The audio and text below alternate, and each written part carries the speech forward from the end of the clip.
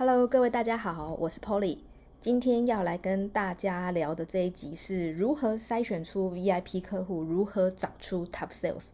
我相信你们在做分析的时候，主管一定非常想知道，我们这一季或是我们这一年，我们的 Top Sales，我们的 VIP 客户有哪些？那我今天带来3个案例来跟大家分享。首先，第一个案例其实是最简单的。那主管他要10个客户，那如果说，我以前呢，我可能是我们在找出这10个客户的方式，我们可能就是把 customer 然后跟 sales 放进去，那放进来之后，我们就可以前面这10个就是，但是我想要它每次是动态的产生，我可以怎么做呢？我就会把我的 customer name 放在我的筛选条件，那接下来呢，我会选这个顶端 top 的这个地方，然后按下栏位，我选前10名，或者是前5名都可以。那我依据什么条件呢？这里是可以去修改的。我可以依据是它的 revenue 的部分，好，它的营业额，按下确定之后，那系统呢自己就帮我跑出了前10名。那我们可以来看一下对不对？好，这里刚好有10个，好，那开一个新的好了。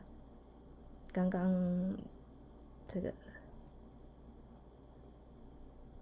好，数字有没有一样呢？还是太多大家都没有办法注意，让我们看一下有没有一样。好哦，前面的这个1、2、3、4、5、6、7、8、9、10，我们看了一下，没错哦，就是跟左边的排序是一样的哦。这个是最简单的。如果我们要直接跑出 Top 10的话，那我们就是用这个不好意思，在这边的显示编辑筛选条件，然后去选 Top 的地方，就把它选出10个。那这个方法适用于你前面没有其他的维度，那这样子你就可以很快速的筛选到。那如果你现在的状况是像我们这样子呢，一样的哦，我还是要去找出我的他VIP 客户，但是在这个情况之下，我是要去找每一个区域的 VIP 客户。那我用刚刚的方式，我们可以看到，我一样是用 Top 5的方式去看，但是呢，眼睛应该看得出来，这里有5个，这里有5个，这里呢只有4个，这里也只有4个客户而已。那这是为什么呢？因为呢，有一些客户，例如说以Tom来讲，他可能只有在2个区域消费，他在另外2个区域没有消费。那如果你的主管是想要知道，他都有去5个区域消费，而且他的也有达到这个 Top 的消费的状况的话，有哪些？我们可以用这样的方式。但是我相信大部分其实要的是这个。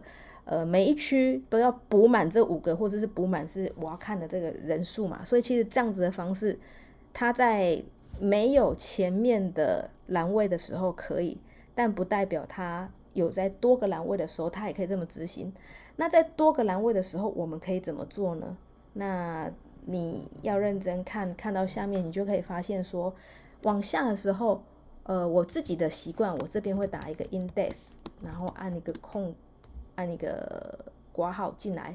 那我用 index 的方式，其实我就是想要它去帮我做一个排名，我会把它转成离散的方式，把它放过来这个中间。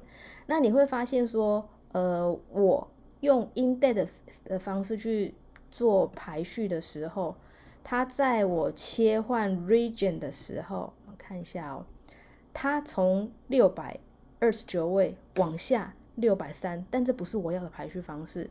我要的其实是每一个 region 就帮我换一次排名的方式，所以我会选择窗格向下的方式去排名。那这样子的话，我就可以去找到，每一次他们的排序都是从每一个 region 重新去做一个排序的方法。那如果是按照过去，我其实就可以直接这样把它拉来我们筛选条件，但你拉过来，你发现这有个禁止符号，它不让我拉。那我们可以怎么做呢？我们可以就是新增一个计算栏位，然后把我们刚刚的 index 这个放进来，然后写个排名啊。这边好，来打个排名。好，那我做完这个排名之后，我就可以把我们刚刚这个排名因为我们刚刚有做一件事情，我们会把它转成离散的方式，然后再把它放上来。好，那我们再把它放上来之后，放上来它跟刚刚的 index 其实是发生一样的状况，我计算依据再把它改成窗格向下，这时候是不是就达到我们要的了？而且我又可以把这个排名放到我们的筛选条件。那接着的话，你就可以去选择，例如说我还是虽然我在那边是用离散的，但是我想说这边我想用连续的方式去把它转成连续的方式，然后就变成筛选器。那我在筛选的时候，我这边不就是可以自动去选择我要看前1到10名的，还是前1到5名的就好了。那这样子的话，就可以让主管他自己也可以去快速的去调整说，我要做看1到5名、1到10名。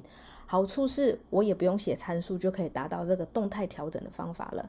那这个方法很方便，在这边分享给大家善用 index， 你可以发现我们在做排序的时候，它是变得一个很简单的方式，而且不会被我有多个维度去做影响。那今天的分享就到这边咯。那接下来的话，换你们开始手动练习咯。好，拜拜。